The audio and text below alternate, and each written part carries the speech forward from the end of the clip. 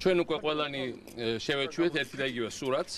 გამოდის საქართველოს პრემიერ-მინისტრი, ამბობს რაღაცა სრულიად უცნაურს და ხშირად აბსოლუტურად მიუღებელს და შემდეგ ჩდებიან ღამე ალბათ მისი მრჩევლები და რამდენიმე გვერდიან განმარტებას მოაყოლებენ ხოლმე იმას თუ რას გულისხმობდა ბატონი პრემიერ-მინისტრი. ეხლა ეს როცა ეხება რაღაც შიდა სისულელეებს და სხვა არაფერი არ ქვია ხოლმე ამას ხშირად, მე ამას არასდროს ამაზე კომენტარს არ ვაკეთებ და ეს შეიძლება საერთოდ ამას არ მივაქციოთ ყურადღება. უკვე ყველა შევეჩვით 800-ია, მაგრამ ეს არ არის საბავშვო ბაღი. ის რაც მან თქვა ამ 2 დღის წინ, ეს იყო საქართველოს სუვერენიტეტის ფუნდამენტური საკითხების გადახედვა და ეს არ არის ოპოზიციის ლიდერი, ეს არ არის რუსეთში ნაშოვნი მილიარდების ბიზნესმენი, ეს არის ახლა საქართველოს ოფიციალური პირი.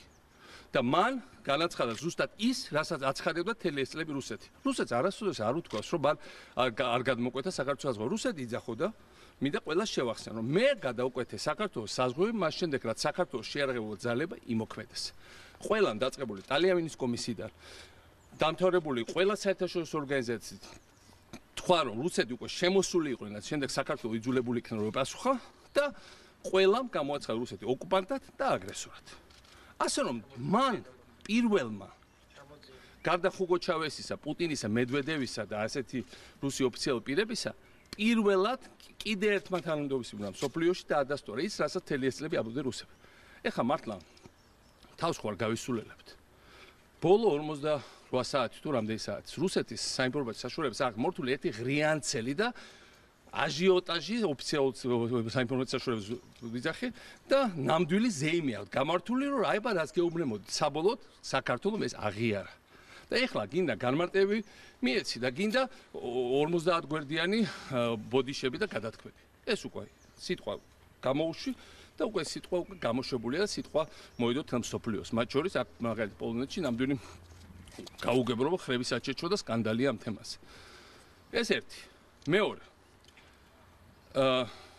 საქართველოს იმ ომში შეძლო თავი რაღაცის გადარჩენა და დღესაც თქვენ ნახეთ კაჩინსკი ყვებოდა კაჩინსკის მარო როგორ მოდიოდნენ რუსები თბილისისკენ ჩვენ გადავარჩიეთ ჩვენი სახელმწიფოებრივ ჩვენი დამოუკიდებლობა ჩვენ მართალია რუსეთმა მოახდინა ოკუპაცია კიდევ დამატებით იმისა რასაც აკონტროლებდა რამდენიმე ათეული სოფლის მაგრამ ჩვენ გავარჩიეთ თავი რამისთვისაც მოდიოდა რუსეთი დღეს რუსეთს შანსი არ აქვს ამის შენარჩუნების თუ არა ქართველების ხელით და სწორედ აქ არის საკითხი. აქ მარხია ძაღლის თავი. მთელი ეს წლები რუსები ითხოვდნენ გამოძიების, ხელახალი გამოძიების დაწყებას ამ ომზე და პასუხისგებლობაში მიცემას საქართველოს მაშინდელი ხელმძღვანელობის, ჩემი და სხვების. მთელი ეს პერიოდი იყო რუსეთის თავარი მოთხოვნა. დღეს ჩვენ ვიცით, რომ ჩვენი ტერიტორიის 20% არის ოკუპირებული. 9 მილიონი ჩვენი თანამემამული ვერ ბუნდება სახლებში.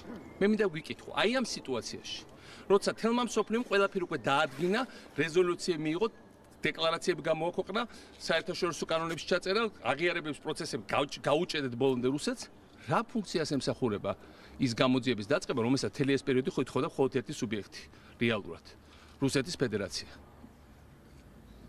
რა ფუნქცია, რა შედეგი უნდა მოიტანონ ამას, მხოლოდ ერთი. რომ აღმოჩნდეს და გასაგებია წინასწარ გაცხადებული, რომ საქართველოს მაშინდელი ხელმძღვანელობის ბრალია ბევრი რამ, ხო? წყალსაც წაუღივარ მე და სხვა საქართველოს სხვა ხელმძღვანელობა. ეს ხო საქართველოს სუვერენიტეტს დაარტყავს პირდაპირ უკან მოუხედავთ და ჩვენ მართლაც მივიღებთ იმას, რასაც რუსეთმა ვერ მიაღწია ემბარგოებით, სხვადასხვა პროვოკაციებით, საბოლოო ჯამში ომით, მისის საქართველოს ოკუპაციის იურიდიულ დაკანონებას. და ვერც მიაღწევს ვერასდროს, თუ ამას ქართველების ხელით არ გააკეთებს. ეს არის თავიდან ბოლომდე რუსული თამაში. და მე არა მხოლოდ მე რა თქმა უნდა არ მივიღებ მონაწილეობას ასეთ გამოძიებაში. მე ვაცხადებ სრული პასუხისგებლობით ისტორიის და ქართველი ხალხის წინაშე დღეს და საერთაშორისო თანამეგობრობის. ვერც ერთი ქართველი პატრიოტი ვერ მიიღებს მონაწილეობას ასეთ გამოძიებაში.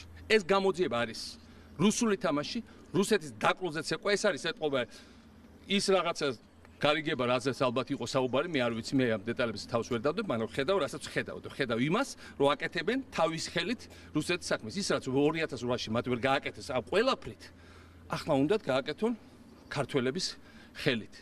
და ამიტომ ვისაც საქართველოს უყვარს, ამას არ გაეკარება სათოფეს და უფრო მეცეთ ყველა პასუხს აგებს, ვინც ამას გააკეთებს მომავალში. იმიტომ რომ საქართველო გადარჩება, საქართველო გაძლიერდება, საქართველო მოახდენს დეოკუპაციას, საქართველო საბოლოოდ გათავისუფლდება და საქართველო ყველას მიუჩენს თავის ადგილს. საქართველოს ვერავინ ვერ ჩამოწერს და ვერ გაწევს სოფლიო რუკიდან, იმიტომ რომ ჩვენ იმდენი ვიმუშავეთ ბოლო წლებში, რომ ჩვენ დამკვიდრით სოფლიო რუკაზე. და მთავრობები მიდიან და მოდიან და შეუძლიათ ბევრი რამე დააშორონ, მაგრამ ხელების შორს თავარი საკითხებიდან. ჩვენი თავისუფლება, სუვერენიტეტი, ჩვენი ტერიტორიული მთლიანობა. ამ საკითხებზე ჩვენი ბრძოლა იქნება სრულიად უკომპრომისო, შეურიგებელი და ჩვენ წავალთ ბოლომდე. მე წავალ ბოლომდე. იმიტომ რომ ჩემი სიცოცხლე ეკუთვნის საქართველოს და ნამდვილად არ ვაპირებ, რომ პუტინმა გამარჯვება მოიპოვოს საქართველოში, რომელიც ჩვენ შეუჩერეთ, მათ შორის ჩვენი ბიჭების სისხლის ფასად 2008-ში. დიდი მადლობა.